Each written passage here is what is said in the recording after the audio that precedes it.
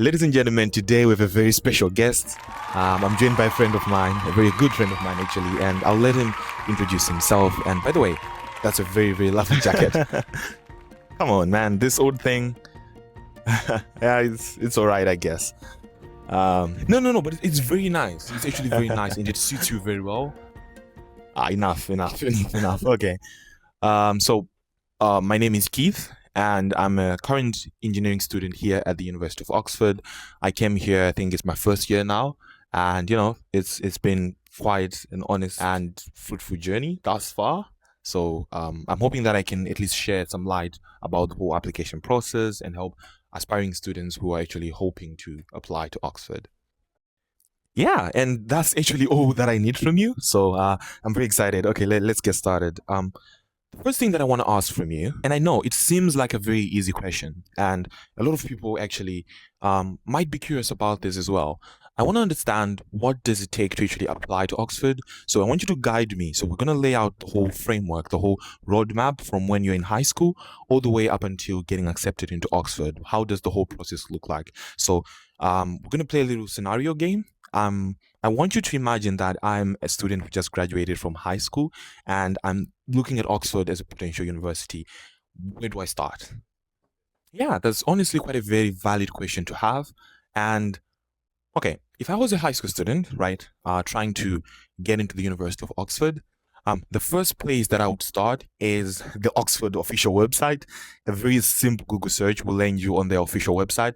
And what you're looking for is essentially if your qualifications match what they want, right? So Oxford, like every university, accepts certain students who have done certain examination boards. So whether you've done IB, Cambridge, APs, it depends on what you have studied. You have to know whether or not those qualifications match what Oxford wants, right? So I'm going to talk about engineering because I'm an engineering student, and I want to shed more light on that. But essentially, if you can actually look up and see whether or not your qualifications match, you can see that, for example, for Cambridge, you need like 2 A stars and 1 A to apply for engineering. And if you match that, then you're set. So that's the first thing that you need to be mindful of, right? Okay, so I need to see if my examination board is exactly what Oxford wants, as well as see if I have those A stars or those A's that they require from my board. Okay, so let's say I have all of that. What's next? Like, what am I going to do next so that I can actually proceed with the application?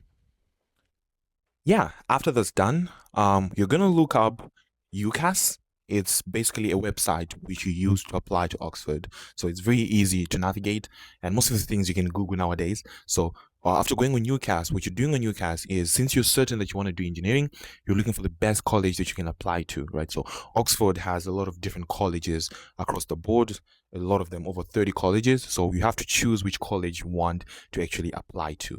Okay, so after that's done and you've selected a particular college, the next logical thing that you have to do is to actually, I guess, start the UCAS application. Okay, so I've done that and I've gone on this website called UCAS that you're talking about, right? So I'm assuming UCAS is a website where students want to apply to Oxford go to, so that they can be able to apply to it, right? So what I want to now understand is, okay, I've selected the college that I want to apply to, and I've probably watched YouTube videos to understand which college is the best. And I've gone on UCAS. What am I doing on UCAS? Like, what exactly is on UCAS? And after UCAS is done, what's next, right? So I've done what I need to do on UCAS. What am I doing afterwards? What are you doing on UCAS? Very, very, very good question, actually. Okay, so UCAS is basically a website where you write what's known as a personal statement. So a personal statement nowadays is just 3 statements that basically explain how good you are as a student. So you want to explain why you're interested in that course, why you want to apply to Oxford, what other experiences do you have that makes you a good fit for that particular program, which is engineering. So that's where you write all of that. That's where you submit your academic records. That's where your references go to. That's where everything that you want to apply basically is sent through UCAS directly to Oxford. So that's basically the whole point of UCAS, so that Oxford doesn't handle all of those applications. UCAS basically handles it. And you can apply to other universities as well on UCAS. That's one of the benefits. And moving on from your question, you then asked, well, what next after UCAS, right? So after UCAS, what's important is actually submitting that. So UCAS deadlines around in October, the applications open around May. So if you're applying, you have like all that space in time to actually write those personal statements and answer those questions. The next step is writing exams, right? So depending on the course that you're doing, speaking for engineering, before 2026, it was called the PAT. It was just an exam that students wrote. After 2026, it was now called the ESAT. So it's basically an exam that students sit through to test their proficiency in engineering. So it covers math, physics, like a lot of different STEM related topics. So the whole point is that after you write that exam, you're basically submitting an application on UCAS as well as submitting the exam scores that you're going to be getting. Wait 1 minute. Wait 1 minute. So I'm going on UCAS and I'm submitting an application to Oxford. Okay, that's one. And two, I'm actually going to, I don't know, this is quite crazy. So I'm going to do all of that and I'm going to write an exam on top of that for engineering.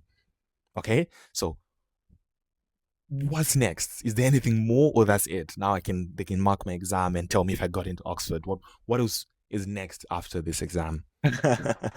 Unfortunately, that's actually not all, right? Because after that, you have to go for interviews, right? So basically, what they do is that they grade your marks, and it's like on a curve, for example. Very few people pass, very few people fail. Everyone is in the middle, and they select the marks that they want to proceed forward. So if you fail the PAT or the ESAT nowadays, or if they don't like your personal statement or your story for whatever reason, they are not going to accept you, right? So they'll tell you that you haven't moved forward for interviews. Okay, so the next thing that follows are interviews. Those interviews are crazy, right? Because the interviews that Oxford have, so they're like, depends on which college you apply to, right? So they're like a little tutorial. It's like a little lesson that you're having with someone, right? So most of them, if you're an international student, they happen via Zoom or it's Teams that they like to use. And you have this iPad that you'll be writing on, right? If you have an iPad or you need a stylus so that you can be able to write while you're waking. So essentially what you're doing is that the tutors are teaching you stuff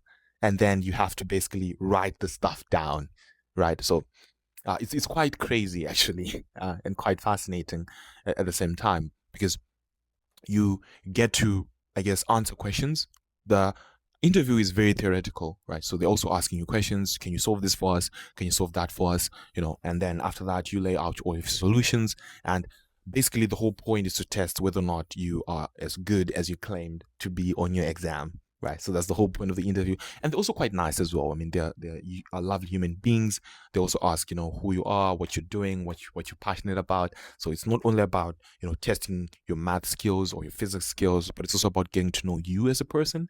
And I think that's one of the lovely things about those interviews. So I think basically that will be it, right? No need. I can see your face already. You're like, what's going on? No need to worry because that's basically the last step. So essentially, after all of that is done, the next step that follows is just waiting for your final decision. So I don't know. In my mind, I just thought it's just submitting a simple application and then that's it. So you're telling me that I first start off by writing essays, you know, submitting all my academic reports. Then I have to write an exam to actually get into the university that's graded. And then after that, I have to then go for an interview. And it's not only an interview to know about who I am or what I do, it's actually an interview to quiz me about why I want to apply to Oxford and actually to give me questions on engineering in that interview as well. That to me is crazy. That's a lot of work. And I don't know. I don't know. Um, I guess moving on from that, you have probably gone through all of that and you got on the other side. So um I guess what I want to understand is okay, a person has gone through all of that. So they're a high school student, they've shown interest, they've got into Oxford, they've gone through the interviews, the UCAS, the exam, and the university has said, okay, we want you as a student. You're finally at Oxford. How have you been finding it? How has the experience been? And um would you say it was worth the effort? It was worth all that because I also understand that you've just been here for a couple of months. You haven't really been through like Oxford entirely. Like, you know, it hasn't even been a year. But I want to understand from your perspective, what has the experience been thus far? And yeah, we're just going to finish off of that. Sure. I would love to answer that question. It's actually a very good question. What is the experience been like for me? Can I be honest? um, okay. I think coming from Zimbabwe, I think coming to Oxford has been one of the hardest transitions that I've ever had in my life. Honestly, it's been rough. The last couple of days have honestly been a little bit tough, and it's a lot of work. I feel like people underestimate how much work ethic goes into this, right? And one of the things about engineering at Oxford is that you're doing all of the degrees at once. So our engineering is very general. So you're doing bits of electrical, bits of chemical, bits of mechanical. I can always explain that a little bit further in another video if you want to understand that. But you're basically doing a lot of different things, and there isn't really a lot of time to actually understand most of the material, because it's a lot of material. So sometimes I am a little bit stressed, but I feel like it's been a worthwhile experience, right? I've gotten to learn so much about myself as a person, about what I value, about what I stand for, and I think I've never had an opportunity to apply myself in this way, to actually expand my knowledge and to push myself to the very limit. I've been broken by Oxford, but I've also been built by Oxford in these few months, and I think it's a very busy, fast-paced place, but it's also a place full of loving people. And I think it's always wonderful and beautiful, the memories that I've had to share with people here, and the wonderful things that I've done. You probably know, you've seen me going to restaurants, doing all those crazy stuff, gallivanting around Oxford. I think it's been tough. I don't want to lie to you, but also I've found peace in the storm some way, and it's been, I guess, quite helpful to have those outlets like YouTube, for example, where I just start ranting about my day and all those kind of things. So honestly, it's been hard, but I've been liking it here, and I wouldn't have it another way. I think in order for you to have actual amount of growth and change, a substantial amount of change, you have to go through a substantial amount of pain, and I'm feeling the pain, but I'm also seeing the change and growth, if that makes sense. So I don't know, I guess to leave you with something, I would say,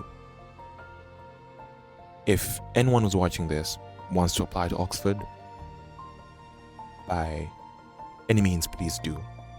It's going to be a very transformative experience, but it's also going to be a very hard experience.